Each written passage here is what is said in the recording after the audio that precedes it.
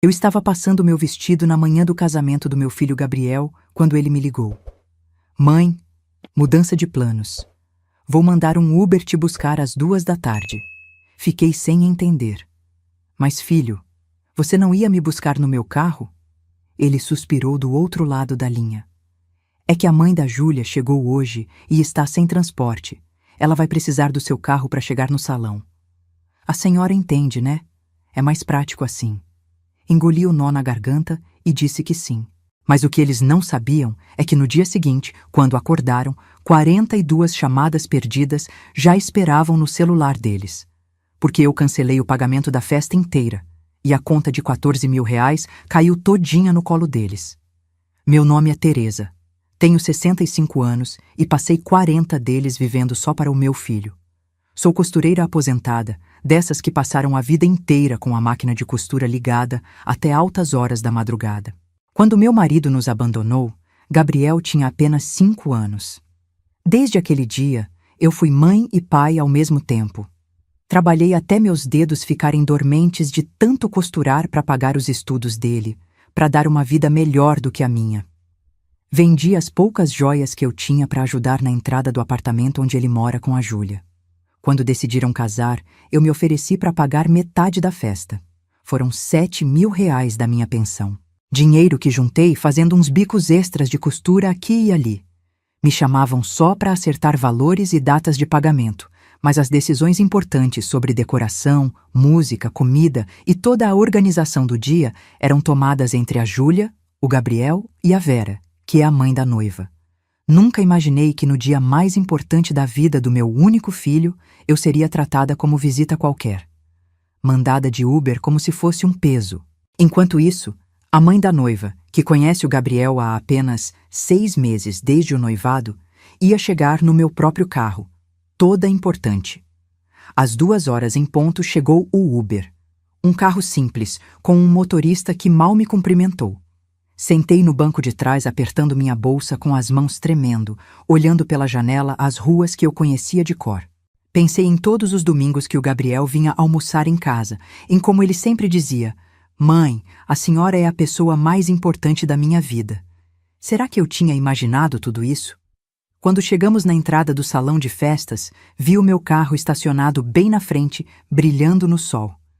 De lá saíram a Júlia e uma senhora elegante, rindo e conversando animadas. Era a Vera, usando um vestido caríssimo e sendo recebida como rainha por toda a família. Mas o que não sabiam era que tudo estava prestes a mudar.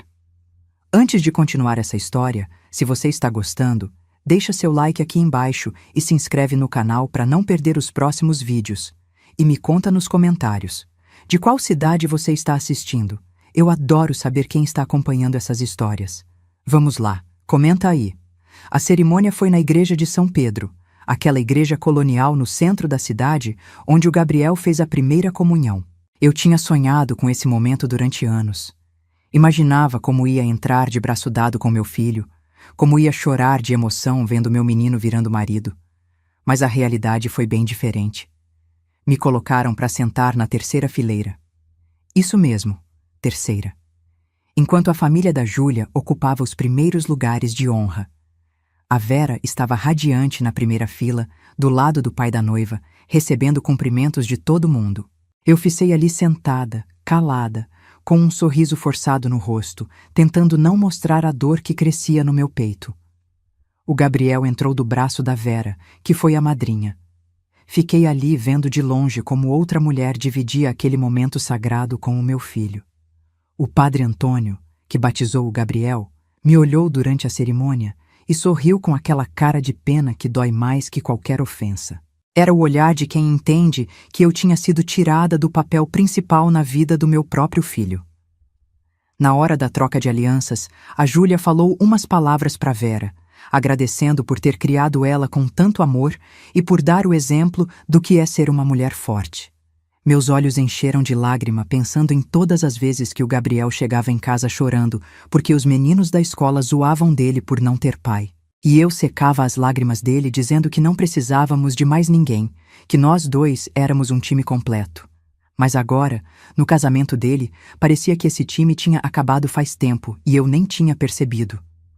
No jantar, me botaram numa mesa lá no fundão do salão com uns conhecidos de longe. A Vera tinha mesa de honra junto com os noivos. Durante a festa, vi ela dançar com o Gabriel a valsa tradicional da família da noiva, enquanto eu esperava minha vez que nunca chegou. Foi quando escutei duas convidadas conversando atrás de mim. Coitada da mãe do noivo. Deve ser difícil ser mãe solteira por tanto tempo assim. Que bom que agora a Vera pode dar o apoio familiar que a Júlia precisa. Falavam de mim como se eu fosse um peso que finalmente tinha saído dos ombros do meu filho.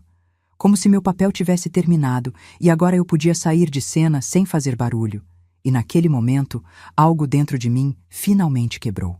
A festa continuou sem ninguém perceber minha ausência emocional. Quando tiraram o bolo, o Gabriel pediu um brinde especial pelas duas mulheres mais importantes da vida dele, a Júlia e a Vera. O salão explodiu em palmas enquanto eu ficava sentada, sentindo como se um raio tivesse me partido ao meio. As duas mulheres mais importantes. E onde ficavam os 40 anos que dediquei só a ele? Onde ficavam as noites em claro quando ele tinha febre? Os trabalhos extras que peguei para pagar o colégio particular? As vezes que não comprei remédio para mim para não faltar nada para ele? A Vera se levantou para fazer um discurso que me quebrou por completo. Falou de como tinha recebido o Gabriel na família dela, como o filho que nunca teve. De como estava orgulhosa de ter um genro tão trabalhador e responsável. De como esperava ser a avó que os futuros netos mereciam. Cada palavra era tipo uma declaração de que meu lugar tinha sido ocupado oficialmente. As pessoas choravam de emoção, mas minhas lágrimas eram de uma ferida profunda que eu não sabia como curar. Quando o discurso da Vera terminou, o Gabriel se levantou e abraçou ela dizendo bem alto, para todo mundo ouvir: "Obrigado, Vera, por me receber como filho. Prometo cuidar da Júlia como a senhora me ensinou que se cuida de uma mulher." O salão inteiro aplaudiu de pé. Eu continuei sentada, invisível, com o coração despedaçado. Depois do bolo, quando a música mudou para uns ritmos mais animados, fiquei ali vendo todas as famílias dançando juntas. Os pais da Júlia dançavam com a filha. A Vera dançava com o Gabriel. Mas eu continuava sozinha na minha mesa, invisível para todo mundo.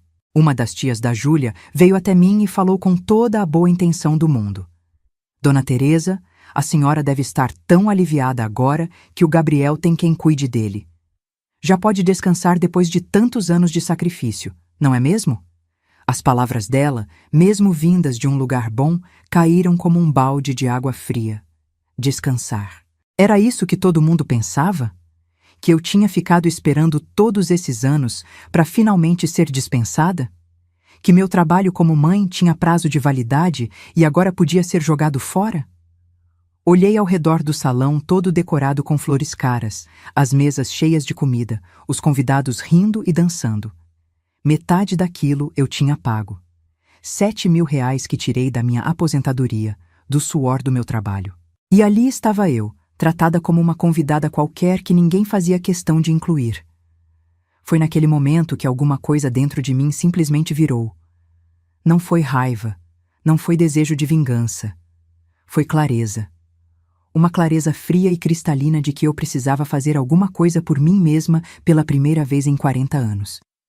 Me levantei da mesa sem avisar ninguém. Peguei minha bolsa e saí do salão pela porta dos fundos. Ninguém percebeu. Ninguém veio atrás.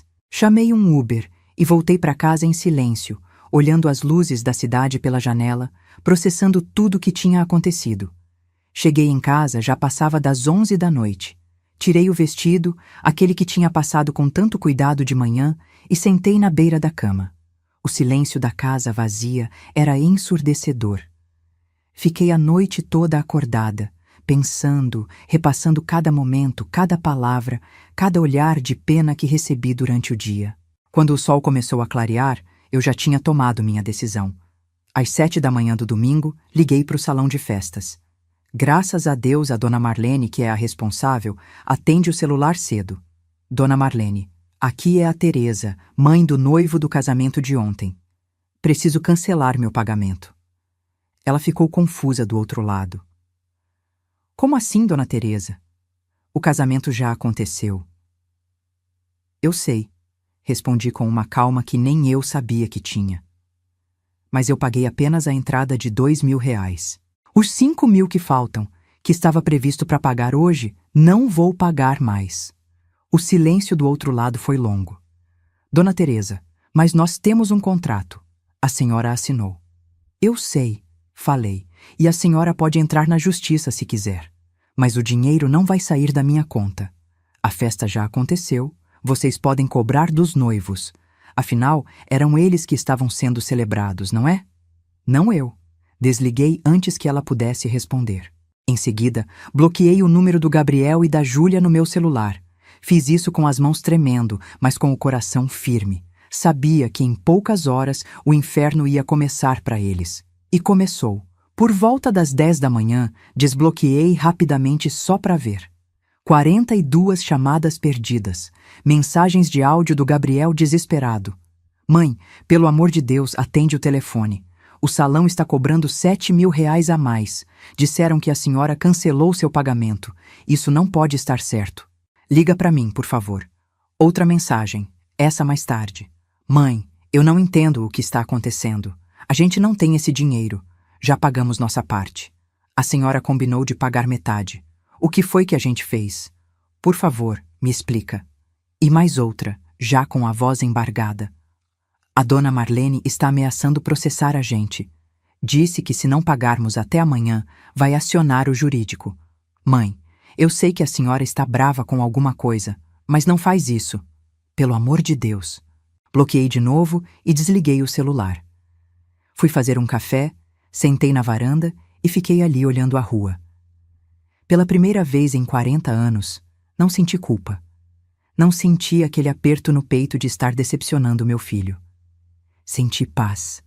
Uma paz estranha, mas paz. Sabia que eventualmente ia ter que conversar com ele. Sabia que a situação não ia simplesmente desaparecer. Mas naquele momento, naquela manhã de domingo, eu precisava daquele silêncio. Precisava daquele espaço. Precisava sentir que ainda existia uma Teresa além da mãe do Gabriel. E se para isso eles tivessem que se virar sozinhos com a conta da festa, que se virassem. Afinal, já eram adultos casados. Já tinham a Vera para ajudar. Não precisavam mais de mim. Durante 3 dias seguidos, o Gabriel tentou de tudo. Bateu na minha porta por mais de 1 hora numa terça-feira à noite. Mãe, eu sei que a senhora está aí dentro. Por favor, abre a porta. A gente precisa conversar. Fiquei sentada no sofá, em silêncio, ouvindo ele bater e chamar. Não abri. Nem uma vez. Na quarta-feira de manhã, foi a Júlia quem apareceu. Bateu na porta, chorando. Dona Teresa, pelo amor de Deus, a senhora precisa nos ouvir. O salão está cobrando R$ 14.000. A gente não tem esse dinheiro. Minha mãe teve que emprestar os 7.000 que a senhora não pagou, mas ela está furiosa. Disse que não vai dar mais nada. E a gente não consegue empréstimo no banco porque o Gabriel tem o nome sujo por causa de um cartão de crédito antigo. Ouvi tudo através da porta, mas não abri. Ouvi ela soluçar do outro lado. Ouvi quando ela finalmente desistiu e foi embora. Parte de mim sentia pena. Mas a outra parte, a que tinha sido humilhada no casamento, lembrava que eles fizeram escolhas. E escolhas têm preço. No mesmo dia à tarde, a Vera ligou. Conseguiu meu número não sei como. A voz dela era dura, cheia de raiva contida. Teresa, não sei que tipo de mãe a senhora é, mas está destruindo seu filho. Tive que tirar R$ 7.000 da minha poupança para cobrir sua irresponsabilidade. Dinheiro que era para minha viagem de fim de ano. Espero que esteja feliz com sua vingança mesquinha. Respirei fundo antes de responder. Vera, a senhora recebeu meu filho como filho que nunca teve, não foi? Dançou com ele, sentou na mesa de honra, foi madrinha dele na cerimônia. Então agora pode fazer o papel completo de mãe e ajudar ele com as consequências das escolhas dele. Afinal, a senhora é a mãe que ele escolheu. E desliguei. O Gabriel voltou na quinta-feira, dessa vez com a Júlia. Os dois bateram na porta por quase 2 horas. Eu via pela fresta da cortina. Eles estavam visivelmente desesperados. Mãe, por favor, a gente entende que a senhora está magoada. Mas isso está virando uma bola de neve. Os convidados estão ligando perguntando o que aconteceu. Os pais da Júlia estão envergonhados. O salão ameaçou colocar nosso nome no Serasa. Não abri a porta. Fui para a cozinha fazer um chá e esperei eles irem embora. Quando o silêncio finalmente voltou, sentei na mesa e chorei. Não de arrependimento, mas da dor de perceber que tinha criado um filho que só vinha atrás de mim quando precisava de alguma coisa. Na sexta, quem apareceu foi o primo Marcelo, filho da tia Sônia. Teresa, que história é essa? O Gabriel está desesperado. Já foram em 3 bancos e todos negaram empréstimo. Eles vão ter que pedir dinheiro para os amigos. Você quer que seu filho passe essa vergonha? Falei com ele através da porta entreaberta. Marcelo, me diz uma coisa. Você estava no casamento? Estava. Então você viu onde eu sentei? Viu se meu filho dançou comigo?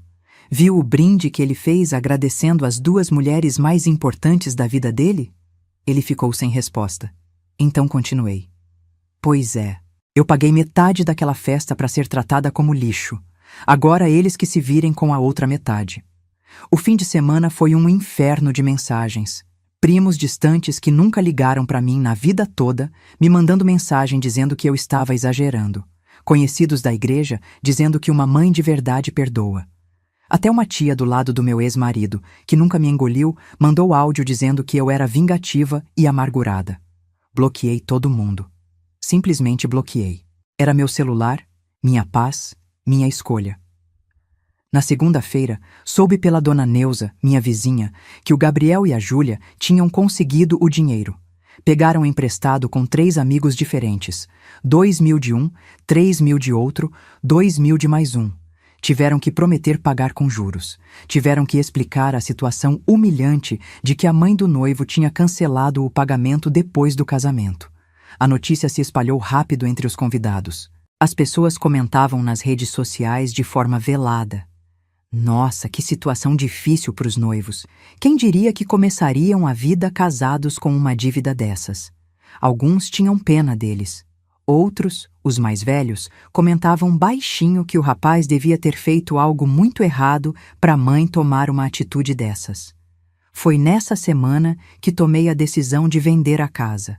Não queria mais viver naquela cidade onde todo mundo sabia da minha história, onde todo mundo tinha opinião sobre minhas escolhas. Coloquei o imóvel à venda numa terça-feira. Era uma casa simples, 3 quartos, bem localizada. O corretor disse que não ia demorar para vender. O Gabriel descobriu na quinta. Apareceu na minha porta transtornado, aos berros. A senhora está vendendo a casa? Para onde vai? Como vai viver? Dessa vez abri a porta só uma fresta. Vou viver minha vida, Gabriel. Longe daqui. Longe de você. Longe de todo mundo que acha que tem direito de opinar sobre mim. Mãe, não faz isso. A gente pode conversar, pode resolver. Não tem nada para resolver, filho. Você me tratou como descartável, me usou quando precisava e me jogou fora quando não servia mais. Agora vai aprender a viver sem mim. Ele tentou empurrar a porta, mas eu segurei firme. Se tentar entrar à força, chamo a polícia. Estou falando sério. Ele recuou, olhando para mim como se eu fosse uma estranha. E talvez eu fosse. Porque a Teresa que ele conhecia, aquela que abaixava a cabeça e aceitava tudo, tinha morrido no dia do casamento dele. A casa vendeu em menos de 2 meses. Um casal jovem comprou à vista. Usei o dinheiro para quitar as poucas dívidas que tinha e guardei o resto. Escolhi Caldas Novas porque era longe, porque ninguém me conhecia lá, porque podia recomeçar do zero. Comecei a me desfazer de tudo. Fiz uma seleção brutal. Roupas que não usava há anos foram para o brechó. Móveis foram doados para a igreja. Panelas, pratos, copos, tudo dividido entre as vizinhas. A máquina de costura antiga eu mantive. Algumas fotos também. Mas o resto? O resto era peso de uma vida que não queria mais carregar. Não avisei ninguém o dia da mudança. Simplesmente chamei um caminhão pequeno numa quinta-feira bem cedo, coloquei minhas poucas caixas e parti. A dona Neuza estava na janela quando saí. Acenou com a mão, com aquele olhar de quem entende. Acenei de volta. Antes de subir no caminhão, dei uma última volta pela casa. A cozinha onde fiz milhares de refeições. A sala onde o Gabriel cresceu. O quintal onde ele brincava quando era pequeno. Cada canto tinha uma memória, mas também tinha dor. E eu precisava deixar a dor para trás. O caminhão seguiu na frente com minhas coisas. Eu fui de ônibus. 6 horas de viagem olhando pela janela, vendo a paisagem mudar, sentindo que a cada quilômetro eu deixava para trás não só uma cidade, mas uma versão de mim que tinha deixado de existir. Minha rotina em Caldas Novas foi se construindo aos poucos. Acordava com o sol entrando pela janela do quarto, fazia meu café e sentava na varanda. Dali dava para ver as montanhas ao longe e ouvir os passarinhos. Era uma paz que eu não conhecia. Depois do café, ia caminhar pelo bairro. Conhecia a Dona Carmen, uma senhora de 68 anos que mora sozinha na casa da esquina. Viúva há 10 anos, ela tem uma filosofia de vida que me inspira. Teresa, depois dos 60, cada dia que a gente vive sem drama familiar é um presente que damos para nós mesmas. A gente começou a ir junto no mercado aos sábados. Conversávamos sobre nossas vidas enquanto escolhíamos as verduras. Foi ela quem me apresentou para o seu Roberto, o senhor que vende flores no mercado municipal. Ele tem 72 anos, é viúvo também, e me ensinou sobre diferentes tipos de plantas. Comecei a fazer um jardim no quintal. Nada demais, só umas flores e temperos. Mas era meu. Feito com minhas mãos, no meu tempo, porque eu queria. 2 meses depois que me mudei, a Dona Carmen me contou que um homem tinha aparecido no bairro fazendo perguntas sobre mim. Dizia que era investigador particular contratado pela família. Senti meu estômago revirar. O Gabriel tinha me achado, mas não fiz nada. Não liguei, não mandei mensagem. Apenas continuei minha vida.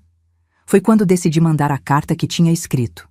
Coloquei no correio sem endereço de retorno.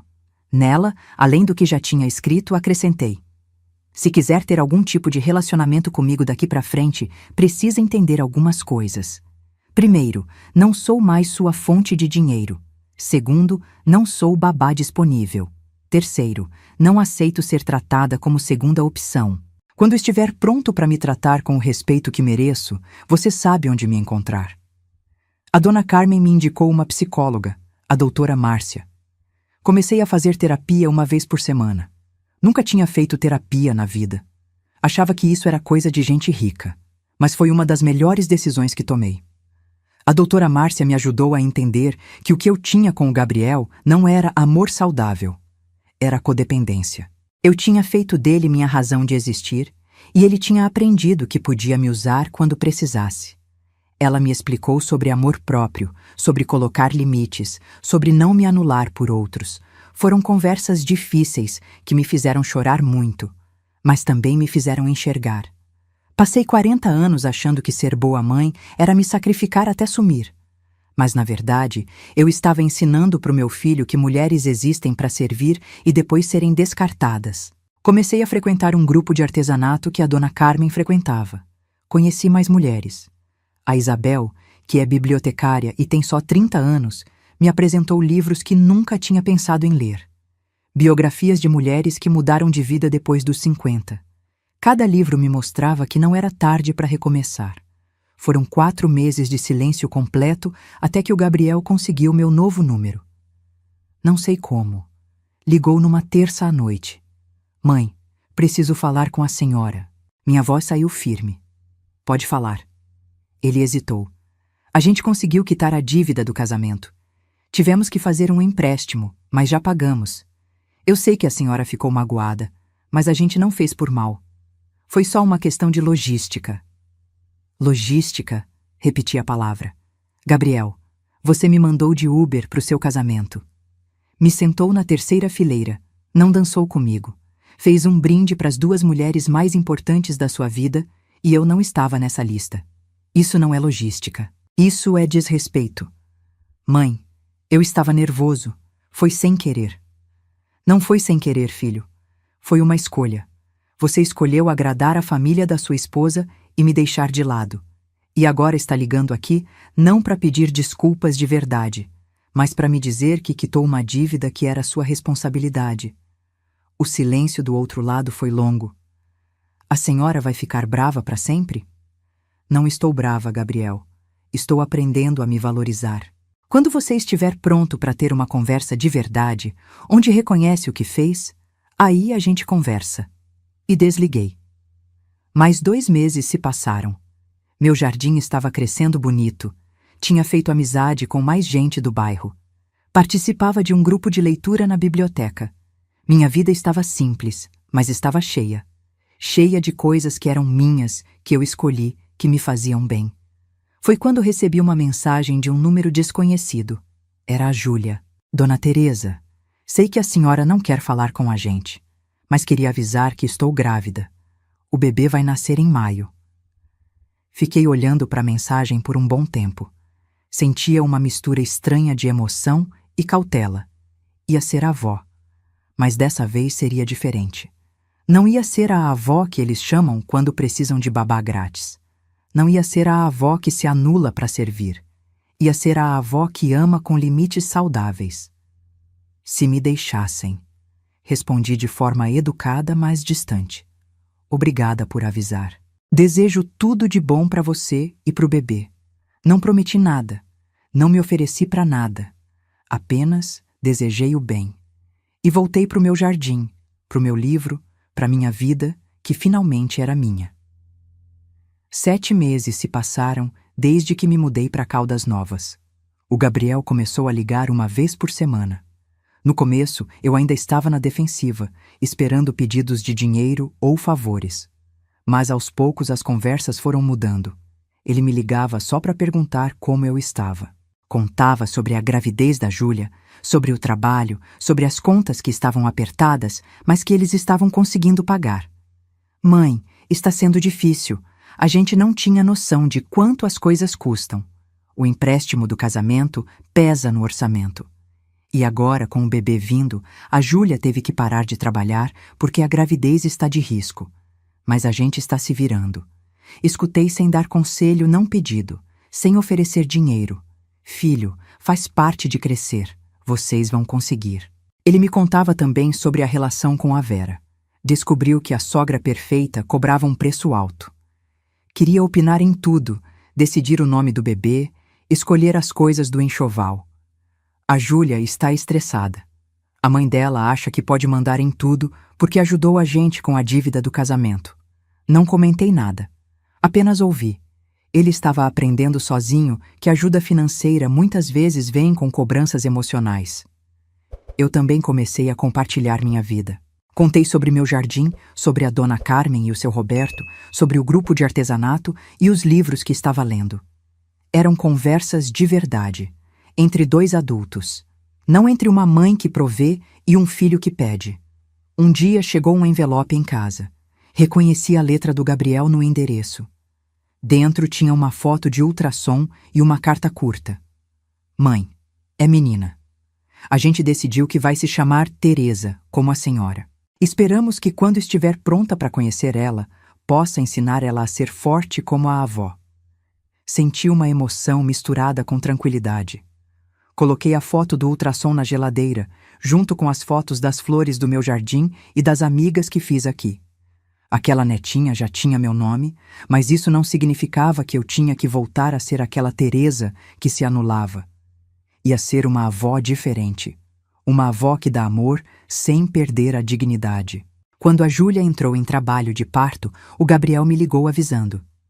Mãe, a gente está indo para o hospital. Vou mantendo a senhora informada. Desejei tudo de bom e fiquei esperando notícias. Na manhã seguinte, a Júlia mesma me ligou. A voz dela estava cansada, mas feliz. Dona Teresa, a Teresa Júlia nasceu ontem às 23 horas. Está saudável, linda. Pesa 3,2 kg. Que maravilha, minha filha. Como você está? Cansada, mas muito feliz. Dona Teresa, não estou ligando para pressionar a senhora nem para pedir nada. Só queria que soubesse que sua neta já está aqui. Agradeço você ter ligado, Júlia. Dá meus parabéns para o Gabriel. Teve uma pausa antes dela continuar. Dona Teresa, sabe de uma coisa? Esses meses me ensinaram muito sobre o que é ser mãe. E agora entendo melhor por que a senhora tomou as decisões que tomou. Entendo que proteger os filhos às vezes significa ensinar limites para eles. As palavras dela me tocaram fundo. Júlia, Ser mãe é o trabalho mais difícil do mundo, porque a gente tem que amar sem condições, mas também tem que ensinar responsabilidade. E às vezes essas duas coisas parecem se contradizer. Sim, Dona Teresa, agora eu entendo isso. Depois que desliguei, fiquei sentada na varanda pensando na ironia bonita da situação. Minha neta se chama Teresa, e mesmo sem conhecer ela ainda, eu já sabia que ia amar ela profundamente. Mas também sabia que ia amar de um jeito diferente de como amei o Gabriel. Ia amar sem me sacrificar até desaparecer, sem esquecer das minhas próprias necessidades, sem transformar meu amor numa corrente que prende as duas num padrão que machuca. O Gabriel começou a mandar fotos da bebê pelo WhatsApp.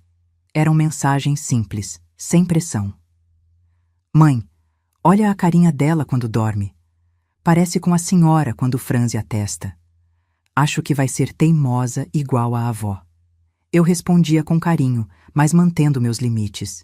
Que linda ela está. Fico feliz que esteja crescendo bem saudável.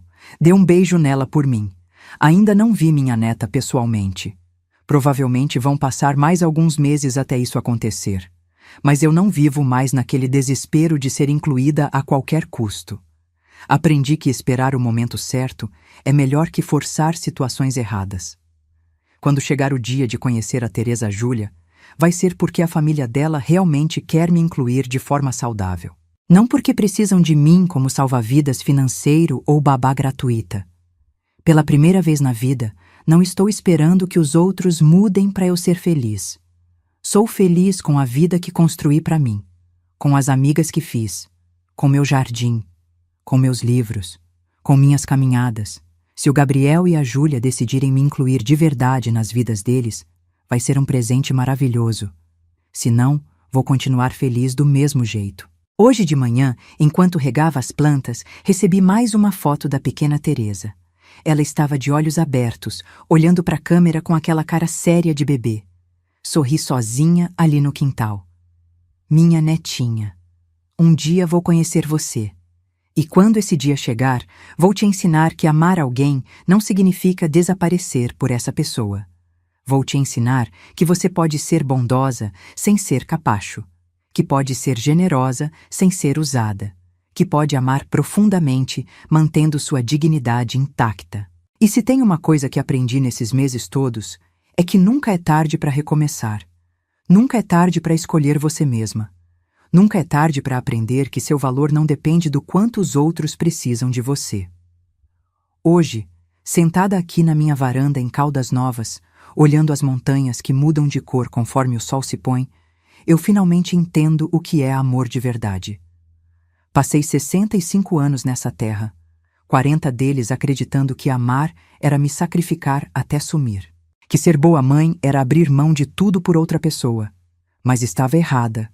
Amor verdadeiro não é se anular pelos outros, é se manter inteira enquanto ama. É colocar limites saudáveis, é ensinar pelo exemplo que cada pessoa tem direito à própria dignidade. Durante todos aqueles anos, achei que estava ensinando o Gabriel sobre amor. Mas na verdade estava ensinando que mulheres existem para servir e depois serem jogadas fora. Aqui nessa cidade, longe de tudo que conhecia, descobri uma felicidade que não depende de ninguém. Uma paz que não precisa da aprovação dos outros para existir. Acordo todos os dias e decido como vou viver. Ninguém me cobra, ninguém me usa, ninguém me trata como segunda opção. Quando conhecer minha neta, e isso vai acontecer no tempo certo, vai ser diferente. Vou amá-la profundamente, mas sem me transformar em empregada doméstica não remunerada. Vou estar presente, mas com limites claros. Se o Gabriel e a Júlia me incluírem de forma genuína na vida deles, será um presente maravilhoso. Se não, continuarei feliz do mesmo jeito, porque aprendi que o silêncio que escolhi não é vazio. Está cheio de paz, de possibilidades, de uma felicidade que só depende de mim. Teresa Hernandes finalmente aprendeu a viver para si mesma, a amar sem desaparecer, a ser mãe sem deixar de ser mulher. E se você acha que é tarde para recomeçar, deixa eu te dizer, nunca é tarde para escolher sua própria dignidade, nunca é tarde para ser feliz. E você que está me ouvindo agora, me diz uma coisa: no meu lugar, o que você teria feito? Comenta aqui embaixo. Eu leio todos os comentários e adoro saber a opinião de vocês. E não esquece de assistir o próximo vídeo que está aparecendo aí na sua tela. Tem uma reviravolta emocionante que você não pode perder. Até a próxima história.